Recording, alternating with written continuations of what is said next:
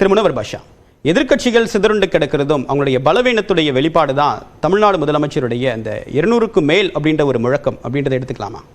இல்லை, உண்மையிலே எதிர்க்கட்சிகள் பிளவுபட்டு இருப்பதன் காரணமாக திராவிட முன்னேற்ற கழகத்தினுடைய கூட்டணி தொடர்ந்து 7 ஆண்டுகளாக ஒன்றுபட்டு தேர்தல் களத்தை சந்தித்து கொண்டிருக்கிறது. உண்மையிலேயே திராவிட முன்னேற்ற கழகத்தை ஆட்சியை விட்டு இறக்க வேண்டும் என்ற நோக்கம் எல்லோருக்கும் இருக்குமே. ஆனால் அவர்கள் நம்முடைய பிரியன் சொன்னதைப் போல விட்டு கொடுத்து எல்லோரையும் ஒருங்கிணைக்கின்ற முயற்சியை எடுக்க வேண்டும். நண்பர் வில்சன் சொன்னார், 6 மாதத்துக்கு முன்னாடி தான் ஜெயலலிதா இருக்கும்போது கூட்டணியை உருவாச்சினார். 3 மாதத்துக்கு முன்னாடி 1999 எப்போ வாஜ்பாய் அரசுக்கு எதிராக நம்பிக்கையில்லா தீர்மானம் வந்து தலைவர் மூப்பனார் வந்து அதை ஆதரித்து அந்த ஆட்சி கவிழ்ந்ததோ 3 மாதத்திற்கு முன்பு கூட்டணி அமைச்சிருக்கு. 3 நாளுக்கு முன்னாடி கூட்டணி முறிஞ்சும் இருக்கு. அது நடந்திருக்கு. இல்லை, நான் என்ன சொல்கிறேன், அப்போ வந்து ஜெயலலிதா அம்மா வந்து 96 தோல்வி அடைஞ்சாங்க. அந்த தோல்வியினுடைய படிப்பினை 2001 மீண்டும் ஆட்சிக்கு வரணுன்றதுக்காக மூப்பனார் ஐயா அவனுடைய வீடு தேடி போய் பார்க்குறாங்க. தலைவர் வாசனுக்கு அப்போது மகன் பிறந்திருக்கிறான். அந்த மகனை பார்த்து அந்த குழந்தைக்கு தங்க செயின் போடுறாங்க. ராமதாஸ் ஐயாவை போய் பார்க்குறாங்க. எல்லா அரசியல் கட்சி தலைவர்களுடைய வீடுகளுக்கும் ஆளுமை மிக்க ஜெயலலிதாவே போய் பார்க்குறாங்க. அது தோல்வியில தான் கற்றுக்கொண்ட பாடம் அப்படின்னு நீங்க சொல்றீங்க. ஆனால் தோல்வி வந்ததற்கு பிறகும் கூட எடப்பாடியார் அதுக்கான பாடத்தை பெறவில்லை. இன்னமும் யாரையும் சேர்த்துக்க மாட்டேன்றார். பிரியன் சொன்னாரு, எம்ஜிஆர் காலத்திலே எஸ்டி சோமசுந்தரம் நீக்கப்பட்டார். ஆனா அந்த அப்ப அண்ணாமலை அவர்கள் வீட்டுக்கும் ஜி கே வாசன் வீட்டுக்கும் எடப்பாடி அவர்கள் நேரில் வரணும்னு சொல்றீங்களா? சார், நான் பொதுவா அவருக்கு உண்மையிலேயே திமுகவை தோக்கடிக்கணும், அதுதான் அவருடைய குறிக்கோளா இருந்தா. நீங்க ஜெயலலிதாவோட உதாரணத்துக்கு சொன்னீங்க, அது கான்டெக்ஸ்ட் தான் எடுத்துக்கிறேன். அப்படிதானே எடுத்துக்க முடியும். இதுல என்ன தப்புன்றேன்? நான் என்ன சொல்றேன், உங்களுக்கு நோக்கம் திமுகவை ஆட்சி விட்டு இறக்கணும். ஜெயலலிதா சொல்லுங்க, பொதுவா சொல்லுன்னு சொல்றீங்க.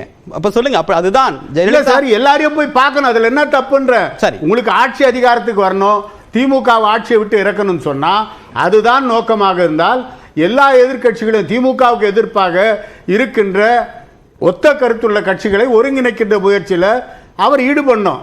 அவருக்கு அந்த வாய்ப்பு வசதி இருக்கேன்னா அவர் தான் இன்னைக்கு எதிர்க்கட்சி தலைவர்.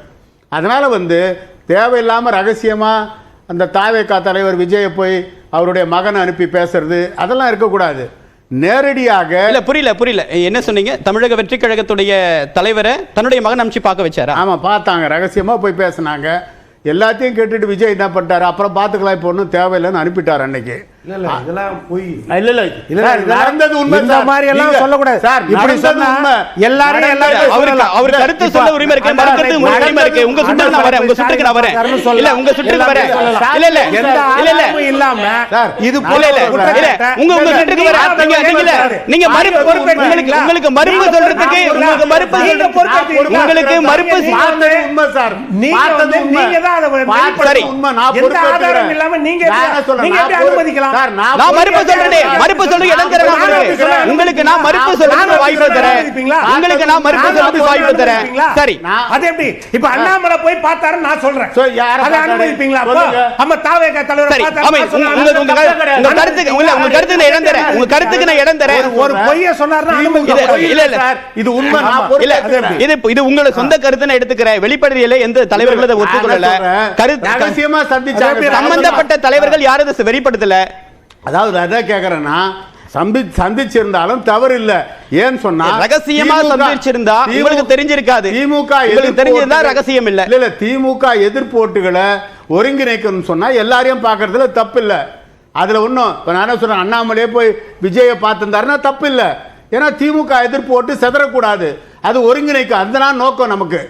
தலைவர் வாசனை பொறுத்தவரை திமுக கூட்டணிக்கு எதிராக வலுவான கூட்டணி அமைக்கணும்ன்றது தான் எங்க லட்சியம்.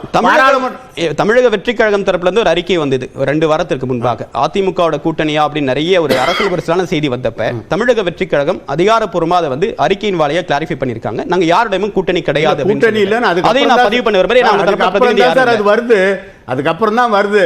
ஏன்னா தாவேகாவும் அதிமுகவும் கூட்டணி சேர போகுதுன்னு பத்திரிகைகளில் செய்தி வருது. 70 இடங்கள் தாவேகா கொடுக்குறாங்கன்னு ஒரு பத்திரிகையில் செய்தி. அதுக்காக மறுப்பு சொல்லிட்டாங்க, அதுக்காக மறுப்பு தெரிவிக்கிறாங்க. நான் என்ன சொல்றேன்னா, இன்னைக்கு இருக்கின்ற சூழ்நிலை என்பது திமுக கூட்டணி பலம் பொருந்திய கூட்டணியாக 7 வருஷமா பிரியாம அப்படியே இருக்கு. சும்மா இலவு காத்த கிளி மாதிரி அவர் வந்துருவார் இவர் வந்துருவாருன்னு எதிர்பார்க்கறத விட இருக்கிற கட்சிகளை ஒருங்கிணைக்கிற முயற்சியில எங்க தலைவர் பாராளுமன்ற தேர்தலிலே வாசன் தலைவர் ஈடுபட்டார். எல்லாரும் ஒன்று சேர்ந்து பாஜக எல்லாரும் ஒரு கூட்டணி அமைச்சு தேர்தல் களத்தை சந்திச்சிருந்தா இன்னைக்கு ஒரு 20 எம்பிகளாவது குறைவில்லாம இந்த கூட்டணியின் சார்பில் வெற்றி பெற்றிருக்க முடியும். மத்தியில் ஒரு 3-4 அமைச்சர்களாவது வந்திருப்பாங்க தமிழ்நாட்டிலேருந்து. ஆனா தேவையில்லாம அந்த கூட்டணியை உருவாவாம அது செஞ்சவர் எடப்பாடியார் தான் அன்னைக்கு. அவருக்கு என்ன நோக்கம் இருக்கு? திமுகவை ஆட்சியில இருந்து அகற்றணும் அப்படின்றது ஒரே நோக்கம் அப்படின்னு சொல்றாரு. அவருக்கு என்ன நோக்கமா இருக்கும்? அது தாண்டி வேற என்ன நோக்கமா இருக்கு? சொல்றேன், நோக்கம் அதுதானே. காங்கிரஸ் ஆட்சி விட்டு இறக்கணும் அண்ணாவினுடைய நோக்கம். 67 7 கட்சி கூட்டணி அமைச்சாங்க. அதுல ஏதாவது கொள்கை கூட்டணியா? அது சுதந்திரா கட்சியும் இருக்கு, கம்யூனிஸ்டும் இருக்கு, முஸ்லீம் லீக்கும் இருக்கு, தமிழரசு கழகம் இருக்கு, எல்லா கட்சியும் சேர்க்கிறாங்க. யாரும் ஒண்ணுக்கு ஒண்ணு கொள்கை உடன்பாடு உள்ளவர்கள் கிடையாது. ஆனா ஒரே கொள்கை, காங்கிரஸ் ஆட்சியை விட்டு காமராஜுடைய ஆட்சியை இறக்கணும், காங்கிரஸ் ஆட்சியை. அது மாதிரி நீங்க திமுகவை தான் இறக்கணும். ஜெயலலிதா அம்மையார் சொன்ன தீய சக்தி திமுகவை, புரட்சி தலைவர் எம்ஜிஆர் கடைசி வரை எதிர்த்த திமுகவை ஆட்சியை விட்டு இறக்கணும்னு சொன்னா எல்லாரையும் ஒருங்கிணைக்கின்ற முயற்சியில எடப்பாடியார். அதிமுக தரப்புல என்ன சொல்றாங்கன்னா, திமுகவை ஆட்சியில இருந்து இறக்கணும், அதுல மாற்று கருத்து இல்ல, அதுக்காக பாஜகவோட கூட்டணி வைக்கணும் அப்படின்றது எங்களோட நிலைப்பாடு இல்ல அப்படின்னு கிளாரிஃபை பண்றாங்க. 4.5 வருஷம் பாஜகவோட தான் இருந்தீங்க. உங்களுடைய ஆட்சிக்கு தேவையான அத்தனை உதவிகளையும் பெற்றீங்க. நீங்க அவங்க கொண்டு வந்த அத்தனை மசோதாக்களையும் என்ன உதவி? அப்ப சட்டமன்ற உறுப்பினர்கள் எத்தனை பேர் இருந்தாங்க? எடப்பாடி பழனிசாமிக்கு இப்ப மெஜாரிட்டி இல்லையா? சட்டமன்றத்துல முழு பலத்தோட தான் இருந்தாரு, பெரும்பான்மையோட தான் இருந்தாரு. பாஜக அதை தாண்டி என்ன உதவி பண்ணிட முடியும்? ஆட்சியில் நீடிக்கிறது என்ன சொல்றேன், முழு இதோட இருந்தாங்க. ஆனா அதே நேரத்தில் திராவிட முன்னேற்ற கழகம் அன்னைக்கு முயற்சி பண்ணியிருந்தா அந்த ஆட்சியை கவிழ்த்திருக்க முடியும். ஆனா ஸ்டாலின் அதை ஏத்துக்கலன்னு அவங்களே திமுக சார்பில் சொன்னாங்க. ஏன்னு சொன்னா அன்னைக்கு மத்திய அரசாங்கத்தினுடைய ஆதரவு இவங்களுக்கு இருந்த காரணத்தினால 4.5 ஆண்டு காலம் தொடர்ந்து ஆட்சி நடத்துவதற்கு உதவிகள் செய்தாங்க பல வகையில்.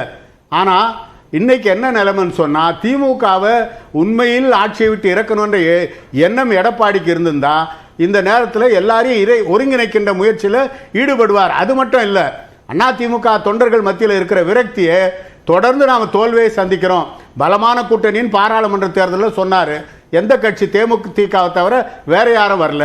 இப்போ இருக்கிற சூழ்நிலையில் இன்றைக்கு திண்டுக்கல் சீனிவாசன் பேசின பேச்சுக்களுக்கு பிறகு சீட்டையும் கேட்குறாங்க, ரேட்டையும் கேட்குறாங்க, இத்தனை கோடி வேணும்னு கேட்குறாங்க. அப்படின்னு சொல்லும் போது யார் அதிமுகவோட போய் கூட்டணிக்கு போ? ஆர்பி உதயகுமார் நியூஸ் 8 ஒரு பேட்டி கொடுத்திருக்காரு. காதல் திருமணமா இருக்கலாம் கூட்டணி அப்படின்றது, கட்டாய திருமணமா இருக்கக்கூடாது அப்படின்னு சொல்லிட்டு. கடந்த காலத்துல கட்டாய திருமணம் தான் நடந்திருக்கு அப்படின்றத வெளிப்படையா அவங்க வந்து மறைமுகமா சொல்றாங்க. கட்டாய திருமணம் அவங்க சென்ட்ரல்ல இருந்து கம்பல் பண்ணி தான் நீங்க கூட்டணியில் இருந்தீங்களா? இருந்ததுனால தானே சார் நீங்க 75 சீட் வந்தீங்க, பாஜக ஒரு 4 எம்எல்ஏக்கள் வந்தது. அந்த கூட்டணி வலுவா இருந்ததுன்னா நீங்க வந்து கண்டிப்பாக திமுகவை ஆட்சியை விட்டு இறக்க முடியும். திமுகவை ஆட்சியை விட்டு இருக்கிறது தான் நோக்கம் சொன்னா எல்லாரையும் ஒருங்கிணைக்கிற முயற்சி அதிமுக ஈடுபடணும். ரெண்டே ஒன்று, நம்ம தமாக தலைவர் ஐயா வாசன் வந்து இப்போ எடப்பாடியை சந்திச்சுட்டு வந்து பேட்டி தெளிவாக கொடுத்தாரு. ஒரு தடவைக்கு 2 தடவை நிருபர்கள் கேட்கும்போது, நான் வந்து கூட்டணி தொடர்பாக பேச வரவில்லை, என்னை வந்து ஒரு தூதராக அனுப்புற அளவுக்கு பிஜேபியும் கிடையாது, மோடியும் கிடையாது, அவர்களுக்கு எத்தனையோ பேர் இருப்பாங்க, நான் ஒரு மரியாதை நிமித்தமாக தான் சந்திச்சேன்னு அவர் தெளிவா வெளியே வந்து சொன்னாரு. இது ஒரு விஷயம் இல்ல, இது ஒரு எடப்பாடிக்கு தெரியல. ரெண்டாவது விஷயம் வந்து அப்படி சொல்ல முடியுமா சார்? நான் கூட்டணி அவர் சொன்னார் இல்ல, அது எல்லா இடத்துலயும் இருக்குது இல்ல, நீங்க எல்லா பதிவாயிருக்கு. அவர் வந்து திமுக கூட்டணியை தோக்கடிக்கிறதுல உறுதியா இருந்தாரு. இத சொன்னாரா இல்லையா? அதுதான் வெளியே வந்து அப்படிதான் சார் சொன்னாங்க. எடப்பாடி அது உங்களுக்கு தெரிஞ்சிருக்குது, எனக்கு தெரியல. எடப்பாடி எதுக்கு போய் பார்க்கறாரு? ரெண்டாவது விஷயம் சொல்றேன், எதற்காக பிஜேபி கிட்ட திமுகவும் அதிமுகவும் பெரிய அளவுல பயப்படுறாங்கன்னா, சித்தாந்த ரீதி ஒரு பக்கம், இப்படி வந்து இப்ப இவர் சொன்னார் பாருங்க, எங்க தயவுல தான் அவங்க ஆட்சி பண்ணாங்கன்னு, இந்த ஒரு இன்ஃப்ளூயன்ஸ் அவங்க பயன்படுத்துவாங்க, ஜனநாயகத்தின் குரல் வழியை நெரிப்பார்கள். எந்த திராவிட இயக்கம் பாஜகவோட கூட்டு வைக்கல சொல்லுங்க, எந்த திராவிட இயக்கம் வைக்கல, அது வேற விஷயம். மெஜாரிட்டி இருக்கு, எந்த திராவிட இயக்கம் வைக்கல. நீங்க என்ன கேட்டீங்க? நீங்க பேச வாய்ப்பு கொடுத்தாரு, அவர் பேச கருத்து முழுமையா பேச. அவங்க தான் 4 வருஷம் தயவுல, அவங்க ஆட்சியில தயவுல தான் ஆட்சி செய்தாங்கன்னு சொல்றது, அது பாஜகக்கு இழுக்கா இல்லையா? அது பாஜகக்கு பயன்படுத்தி பாயிண்ட் முதல் விஷயத்திலே சரி